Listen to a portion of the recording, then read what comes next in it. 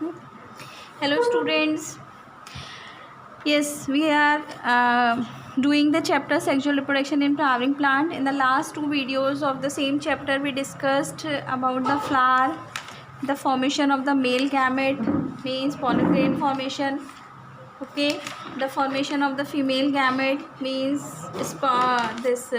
egg formation, embryo sac formation, and these all are the events of the pre-fertilization. Now we are doing the last topic of the pre-fertilization, that is pollination. With this topic we will complete our pre-fertilization, and then in the other one we will start fertilization. Okay, so the pollination, you all know about the pollination. From the class 10th you are studying that pollination means the transfer of the pollen grains from the anther to the stigma. We call it pollination. Okay, now the pollination is of two types, the self pollination and the cross pollination.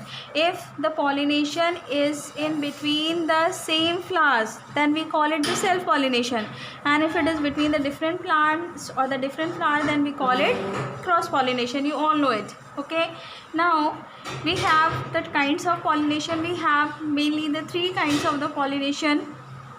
The three types of the pollination is autogamy, geitonogamy and xenogamy. So the first two are the self pollination, and the last one, xenogamy, is the cross pollination. We have the three types of the pollination: autogamy, then the second one is the geitonogamy, and the third one is the xenogamy. Okay, so the first one, autogamy. Autogamy is the pollination in which the pollen grains will transfer from the anther to the stigma of the same flower. Means the plant and the flower will be the same. Then we call it autogamy. Then it means it is a complete self pollination. Okay. Now autogamy is of two types: clistogamous and chesmogamous. Chesmogamous, it is a type of autogamy in which the flower is closed. Flower means the flower is completely closed. It means that the anther and the stigma are not exposed, and if the anther and the stigma are not exposed, then it means there will be no chances of the cross pollination. There will be the only self pollination. Now the next one is the chesmogamous. Chesmogamous means the flower, when the anther and the stigma are mature, then they are exposed to the pollinating agent. Pollinating agent means that carry the pollen grain from one place to another. So autogamy, I told you, it is when the pollen grains are transferred from the anther to the stigma of the same flower. We have it two types, chesmogamous and the clistogamous. If the flower is closed, then it is clistogamous, it is completely autogamy, and chesmogamous when the flower is the anther and the stigma of the flower, mature anther and the stigma of the flower are being exposed to the pollinating agent. Pollinating agent mean insect, wind, air, so that they can carry the pollen grain from one place to another. This is the autogamy. Now the next one, it is the geitonogamy. Geitonogamy means the transfer of the pollen grains from the anther to the stigma of the same plant but not the same flower. Okay, in autogamy it was the flower was also the same, but in geitonogamy the flower is different. The flower is different but the plant is same, means they are genetically similar. Okay, this type of the pollination is called geitonogamy. And the third one, that is xenogamy.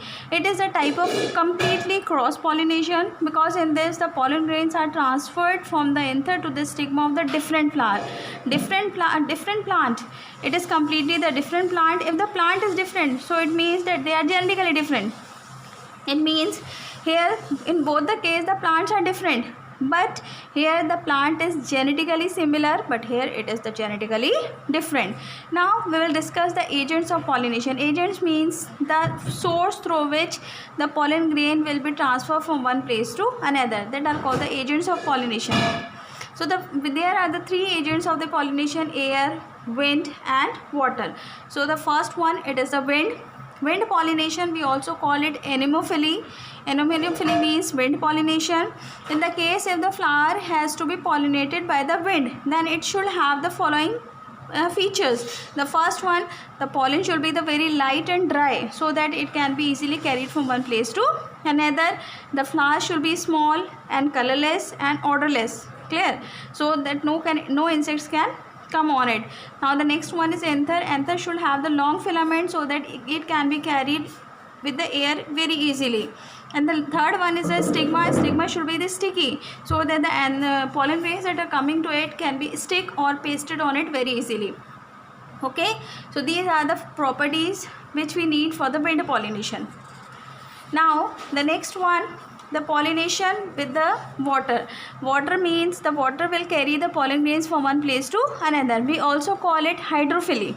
Hydrophily, in this case we also have some special features in the flowers, that the flower should be the small so that it can be moved easily from one place to another.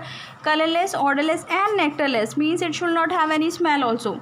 Then the next one, the stigma should be long and sticky.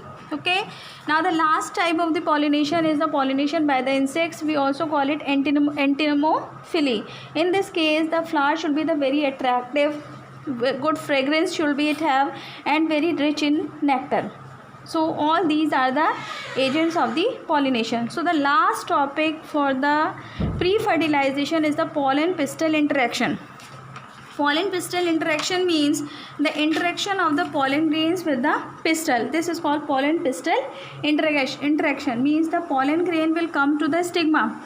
If it is of the same type, then stigma will accept it and will still carry the formation of the pollen tube. If it is of the other type, or if it is not the compatible, then it will reject it and it will not lead to the formation of the pollen tube. This is called the pollen pistil interaction. Means the ability of the stigma, means it is the ability of this stigma to recognize that the pollen grain is compatible to it or not. This is all about the pre-fertilization part of this chapter. Now in the next video we will start with the fertilization. Thank you.